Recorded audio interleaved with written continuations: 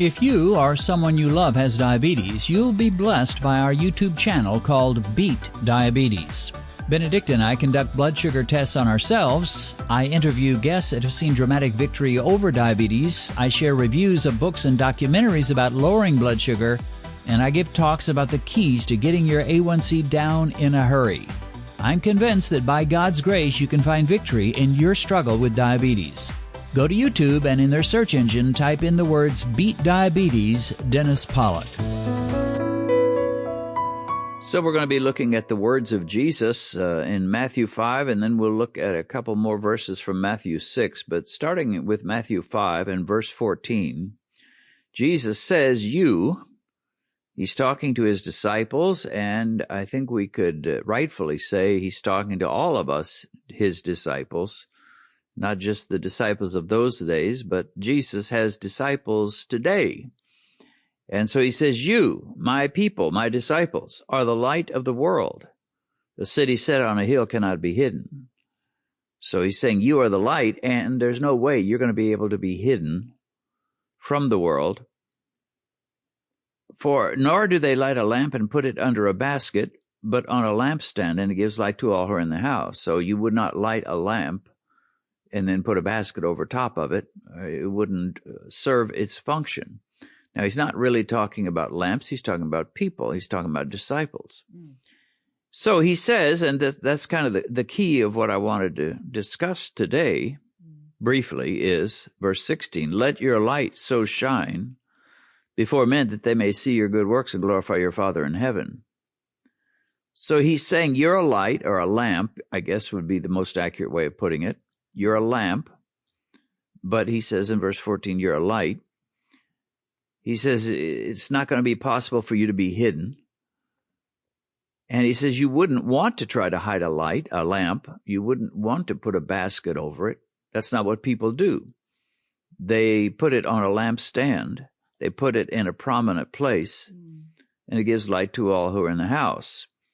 So he says, let your light so shine. Now, light, the light that we're supposed to shine would be the good works of Christ and the nature of Christ that would come forth from our lives. And he's saying, if you will let your light shine in this world, people will see your good works, and they will glorify your heavenly Father. Okay. So that seems to be a very good thing, to let our light shine, let people see that Christ is responsible for any good works that come from our lives. Now, I don't think anybody would disagree with that, do you? No, nobody would disagree with that. We need, to understand that whatever we do, people notice, Right. When you're doing good, people notice. When you're doing bad, people notice. And the Bible is encouraging us to do good and, be light of the world. Let people see the light through you. Let people notice that, you're a good person, you're a good man, you're a good woman, you're a good child, at the same time, it will, people will learn from what you're doing. People will learn that it pays to be good and not bad. And, at the same time, the Lord will be glorified, and we should understand that whatever we do, we shouldn't, take the glory.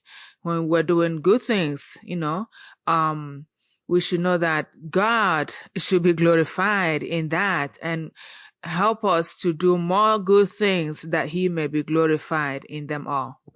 Right. And it kind of reminds me of John 15, where he says, if you abide in me and my words abide in you, you'll bear much fruit. And he said, herein is the Father glorified, that you bear much fruit. He said, so you'll be my disciples. So he's saying, God is glorified when my people, my followers, my disciples are fruitful in their lives. It will do good for people. The God will be glorified. Now, again, nobody could really argue with that. But if we look the very next chapter, we see something that almost seems to sound like he's saying the exact opposite. And so let's flip over to chapter 6, where he says in verse 3, when you do a charitable deed, and the King James Version used to call these alms, when you do an alm, which means something for the poor, you're taking care of the poor, giving money to the poor. He says, when you do these alms or these charitable deeds, he says, don't let your left hand know what your right hand is doing. This is chapter 6, verse 3. Verse 4, that your charitable deed, your alm, may be in secret, and your Father who sees in secret will himself reward you openly. And then he goes on to say, when you pray, don't be like the hypocrites. He says, go in your room and pray secretly. Your Father will reward you openly.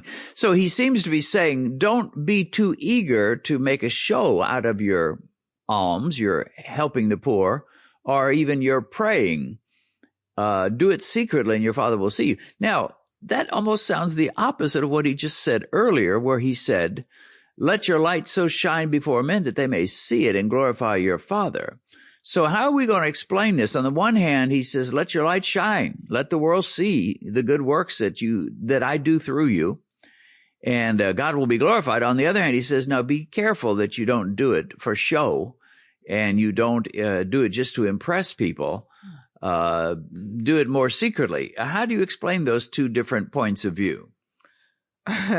Well, I don't know, but what I'm thinking here is like in the first place we read in chapter 5, it's talking about, us being the light of the world. And being the light means that you're doing something extraordinary. You're doing something, will I use the word significant? And you're doing something that is that the kingdom of God is shining upon, and things like maybe you're preaching the gospel and you let the people know that Jesus is, the light, and he has proclaimed us to be the light. We shouldn't hide ourselves in doing good, in doing the work of God, in, proclaiming the gospel and doing the work of the kingdom. And whether you're singing, you sing, to the glory of God. If you are ushering in the church, you are ushering the church, you do your ushering work to the glory of God. If you are the minister, you stand at the pulpit and preach, you do it to the glory of God. And at the same time, this other part of charitable deeds is like when you want to bless somebody, like, sister, I bless you with this, brother, I know that things are hard and, things are so difficult these days. We just want to bless you with this.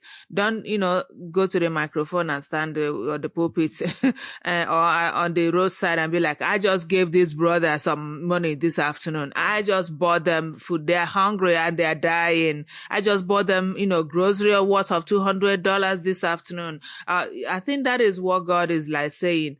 Don't stand, at the open place and proclaim, this is what I'm doing now. This is, charitable thing I'm doing. Is like, do it secretly. Do it with understanding. Do it, with maturity, and don't proclaim it. Yeah. It's one of those deals that's not exactly easy to explain the difference between letting your light shine, letting people see the good works of Christ through you, versus keeping things sort of on the secret. Don't let your left hand know what your right hand is doing. But I think it has to do with attitude and motivation. When we do good works, our job is not to bring attention to ourselves, bring glory to ourselves, to impress people with how good we are.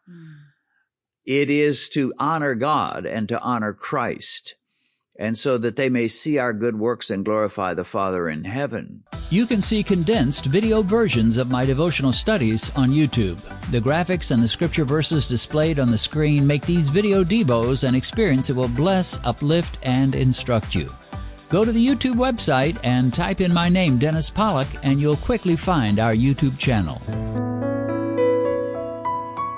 On the other hand, if you're doing good works, people are going to notice, people are going to see. There's no way you can really totally hide it.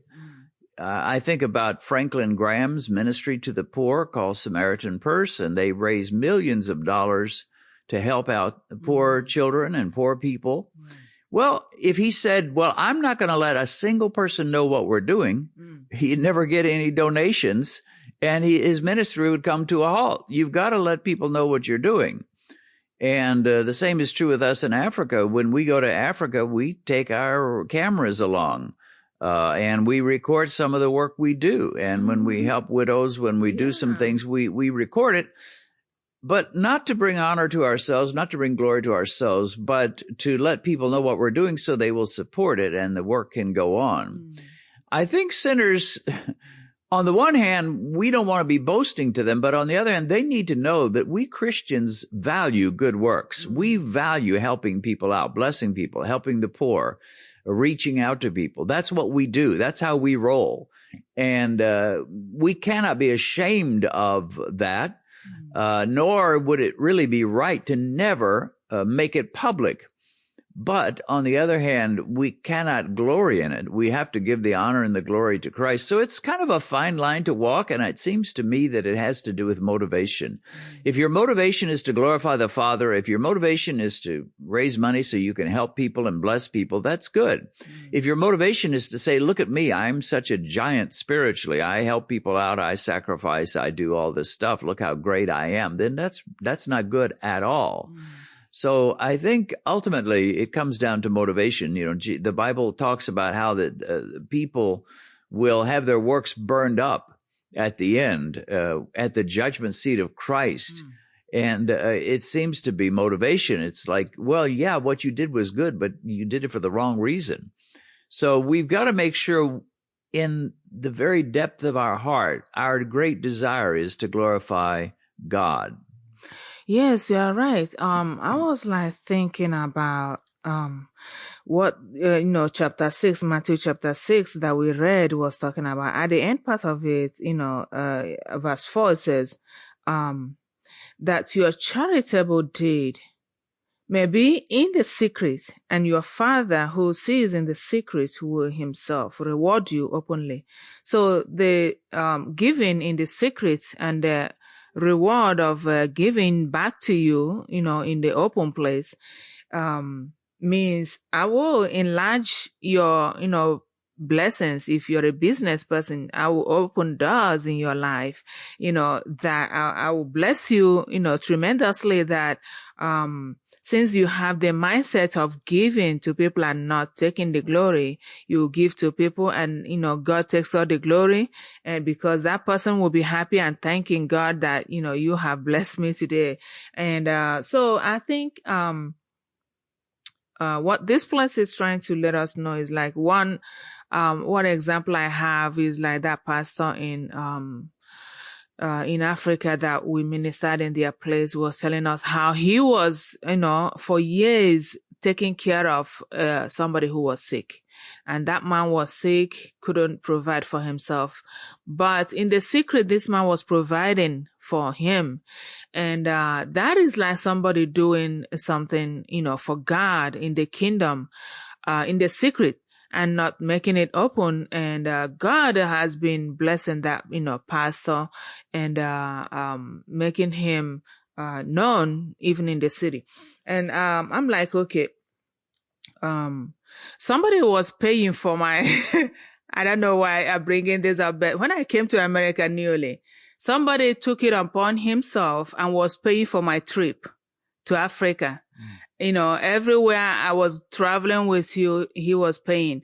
That was like somebody blessing another person in the secret and not making it open and not, and God is like, when you're doing something in the secret like this, I am seeing that, and in the open, I'm going to bless you. So things like that, I think is like God is letting you know that you can, write a check and send to somebody without, making an announcement on it. I think that is good. And ministry, like you were explaining, we do things and we, put it in the video and we let people know this is what we are doing. They want to support us. That is ministry. And when you're doing ministry, you just have to let people know, okay, this is what I'm doing and I'm going to need, the support that I can get from the crowd or from the people of God to support us financially or materially to be able to reach out to, people like this, or where there is hurricane or where there is flood. Where there is tornado or anything that's happened, we want to reach out to go and help these people. So we need your financial help. We need your material help. Whatever you can send us, you can send. We want to reach out. I think that is different. We cannot say, oh, you just have to, secretly go and do this one. God who sees in the secret will see you and then, reward you. I don't know how to make it, more clear. Yeah. Well, one phrase that comes to my mind related to the nature of Christians is the phrase zealous for good works. Mm-hmm. I think Paul makes that, wrote that in one of his epistles, that we should be zealous for good works. Zealous means you have a zeal to do it. You have a love, a passion to do good works. Mm. And that's really one of the trademarks of a Christian. If you have no desire to bless people, help the poor, help people get saved, help encourage people, if you don't have any desire for any of that, then you're not a Christian. You couldn't possibly have been born again. So that much is right. And there's just no question. If you're zealous of good works, some people are going to notice that eventually. There's no real hiding it. But you got to be careful that you're not doing it for the wrong motivation to try to impress people. It's like you have a zeal for good works, fine. Do your good works. Help people, bless people, encourage people.